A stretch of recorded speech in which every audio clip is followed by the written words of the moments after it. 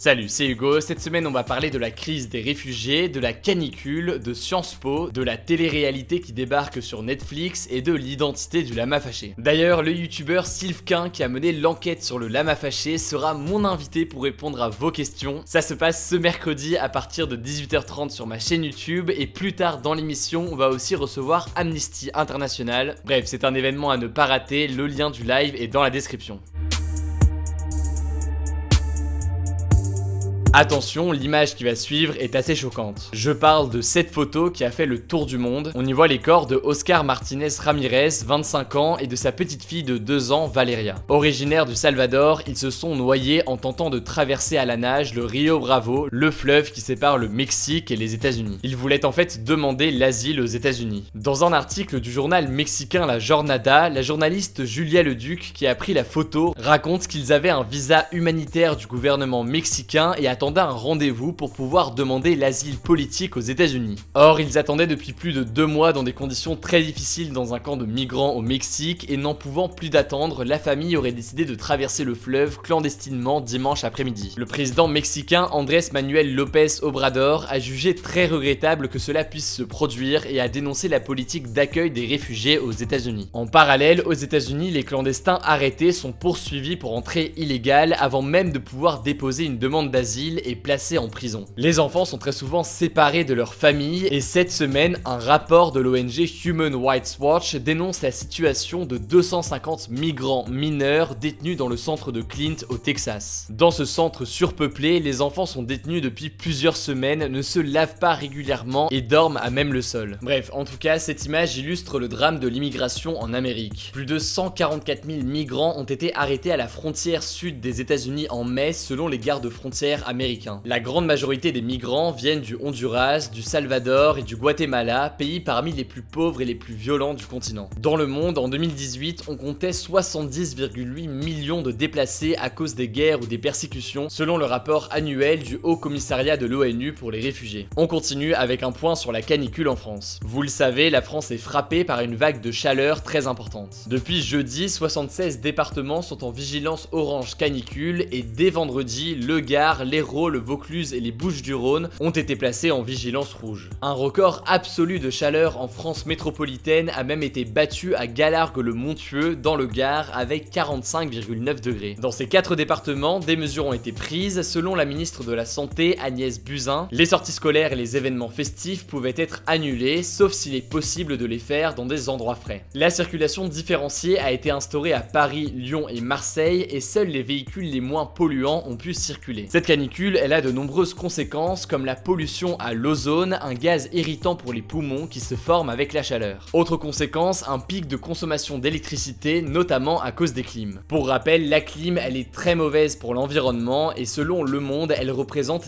10% de la consommation mondiale d'électricité et elle augmenterait à elle seule de 1 à 1,5 degrés la température en ville par rapport à la campagne. Selon Florence Clément, membre de l'Agence de l'environnement et de la maîtrise de l'énergie, eh bien les climatiseurs utilisent plus d'électricité en quelques jours qu'un réfrigérateur en 1 an. Bref, en tout cas, on vous tiendra au courant de l'avancée de la canicule dans les actus du jour qu'on poste tous les soirs sur Instagram. Et si vous voulez plus d'infos sur la canicule, eh bien j'ai fait une vidéo complète là-dessus, une petite fiche s'affiche en haut à droite. On continue avec Sciences Po Paris qui a modifié son système d'admission, modification qui sera mise en place pour septembre 2021. Avant, pour entrer à Sciences Po Paris, ou Sciences Po comme on l'appelle plus simplement, eh bien il fallait passer un concours écrit puis un oral si on était admissible. Désormais, l'école recrutera sur dossier en prenant en compte la moyenne des épreuves du bac, les bulletins du lycée, le profil et la motivation des candidats. Le but, rendre la sélection plus personnalisée pour mettre en avant les passions, expériences et engagements personnels du lycéen pour recruter des profils plus diversifiés. L'objectif est aussi d'avoir plus de mixité sociale et géographique dans les promos. Selon Sciences Po, ce mode de fonctionnement permettrait de recruter plus d'élèves de province ou de milieux moins favorisés. En effet, le concours écrit encourageait les candidats qui le pouvaient à payer des prépas privés très chers et ça créait beaucoup d'inégalités dans l'admission à l'école. Selon le directeur de Sciences Po, Frédéric Mion, eh bien ce sera plus simple de candidater et les élèves pourront postuler à Sciences Po sur la plateforme Parcoursup. Même l'oral du concours va changer, il se fera forcément à distance sur Skype ou un équivalent. Pourquoi ? Eh bien parce que ça permet aux candidats de ne pas payer de billets de train ou d'avion pour venir le passer à Paris. Ça, en l'occurrence, c'est une méthode que plusieurs écoles de commerce post-bac font déjà. L'école veut aussi atteindre 30% d'étudiants boursiers après la réforme et développer leur procédure CEP. En gros, pour faire très simple, c'est une procédure qui vise à intégrer davantage de lycéens issus de lycées dans des zones jugées défavorisées. En tout cas, ce mode de recrutement sur le dossier, il fait tout de même un petit peu débat, notamment sur le fait de juger en fonction des notes au lycée. En effet, certains lycées notent plus dur ou plus facilement que d'autres et ça pourrait entraîner des difficultés à juger les différents niveaux. En tout cas, les autres instituts d'études politiques en région comme Sciences Po Lille ou encore Sciences Po Strasbourg doivent annoncer leurs propres réformes dans quelques semaines. Si vous voulez plus d'infos sur ces réformes d'admission, eh bien vous inquiétez pas, je vous mets des liens dans la description et puis de toute façon, je vais vous tenir au courant. Notre quatrième actu, c'est Netflix qui lance sa première télé-réalité en France. La plateforme de streaming va adapter en français The Circle, une émission de télé-réalité à succès. La série était diffusée à l'automne 2018 en Angleterre sur Channel 4 et a depuis été adaptée aux États-Unis ou encore au Brésil. Dans cette émission, pas de clash et d'histoire d'amour comme dans Secret Story ou encore Les Anges. Le principe de l'émission, il est simple, une quinzaine de candidats vivent dans un immeuble mais chacun dans son propre appartement. Ils ne peuvent communiquer que via une appli développée exprès pour le jeu et du coup ils ne se rencontrent jamais publiquement. En gros, les candidats peuvent être qui ils veulent, soit ils disent la vérité sur leur identité, soit ils mentent sur leur âge, leur caractère, leur genre, etc. À la fin de chaque épisode, les 15 candidats se notent mutuellement et ceux qui ont la meilleure note globale sont appelés des influenceurs, c'est à eux de décider d'éliminer quelqu'un. Le dernier candidat restant gagne de l'argent, plusieurs dizaines de milliers d'euros et le candidat choisi par le public remporte la moitié de la somme finale. D'après le producteur Stephen Lambert, cette émission est la rencontre de Black Mirror avec Big Brother et Catfish. Son objectif, réaliser une émission qui reflète les bons et les mauvais côtés des réseaux sociaux. Ce qui est sûr, c'est que c'est un changement de stratégie pour Netflix en France, plutôt habitué à des films et des séries plus classiques. On va donc voir si la plateforme proposera de plus en plus de programmes de télé-réalité à l'avenir. En soi, c'est déjà le cas avec des programmes étrangers comme Queer Eye par exemple. Notre dernière actu, c'est donc l'enquête de Sylvain sur sa chaîne YouTube Sylvquin concernant la chaîne YouTube Lama Fâché. Lama Fâché, c'est la 12e chaîne YouTube la plus suivie en France avec 5 millions d'abonnés et 1 milliard de vues cumulées. Elle sort une vidéo par jour et ses vidéos atteignent 1 million de vues au quotidien. Le problème, c'est que la chaîne de Lama Fâché a été accusée de plagiat et de complotisme. Aussi, on ne sait pas qui est derrière ce compte et beaucoup de personnes ont déjà tenté de découvrir la véritable personne se cachant derrière cette chaîne sans jamais y parvenir. Dans son excellente vidéo enquête de 30 minutes, eh bien le youtubeur Sylvquin, avec l'aide de Jules Intel, essaie de le découvrir. En gros, tous les deux ont passé près de 2 mois à enquêter sur Lama Fâché. Sylvquin montre notamment des similitudes entre la chaîne Lama Fâché et une petite dizaine de chaînes très connues comme Eureka ou encore la chaîne italienne Famiglia Suricata. On retrouve même des ressemblances avec des chaînes de comptines pour enfants comme Comptines pour bébés. Sylvquin estime que certaines de ces chaînes appartiendraient potentiellement à l'empire de Lama Fâché. Il révèle également l'un des rouages potentiels de Lama Fâché, la chaîne passerait par des boîtes de freelance comme Fiverr pour faire traduire et doubler ses vidéos. Enfin, en fouillant sur internet et sur les réseaux sociaux, Sylvquin parvient à découvrir l'identité des personnes derrière la chaîne. Bon, là je vais pas vous spoiler, pour découvrir tous les détails, rendez-vous sur sa chaîne, croyez-moi ça vaut le coup. Le lien il est dans la description et puis il sera du coup l'invité du gros live mercredi à partir de 18h30 sur ma chaîne YouTube. Vous allez pouvoir lui poser toutes vos questions, donc le lien du live est là aussi dans la description. On se dit à mercredi. Du coup, je l'ai déjà dit il y a quelques minutes, pour suivre tous ces sujets d'actualité, rendez-vous sur Instagram avec les résumés quotidiens de l'actualité qu'on poste chaque soir à 18h. Vous le savez, jamais vous êtes abonné, c'est la meilleure façon d'être informé au quotidien de l'actualité. Le débat de la semaine, c'est le suivant: êtes-vous favorable au concours d'admission qui se base exclusivement sur le dossier scolaire et la motivation